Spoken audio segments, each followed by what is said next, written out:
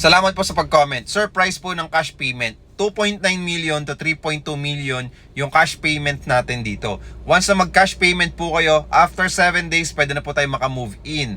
So, ang good news po dito, dahil ready for occupancy na to, kapag nag-cash payment ka, okay, for example, Monday, next week Monday, pwede ka na maka-move in. Ganun kabilis. Okay? And then, processing na po yung inyong title, yung certificate, condominium title po natin within 3 to 6 months. Ganun lang po kabilis. Magkakaroon na po kayo ng title agad. Okay? So, syempre, it takes time to process. Marami pang pagdadaanan.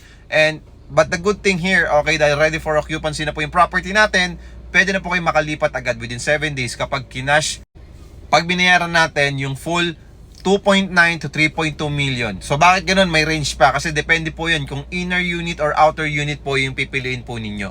So ang advantage po ng cash payment, okay, wala lang stress sa monthly amortization.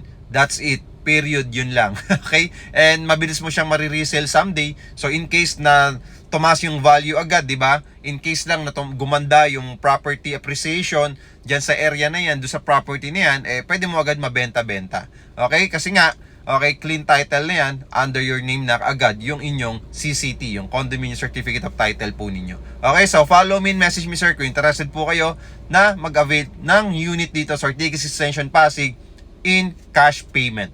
Maraming salamat po. Follow me and message me sa mga interested. Follow muna para ma-prioritize natin ang inyong katanungan at yung mga comments. Salamat po. Paki-share po at paki-heart po yung video na to.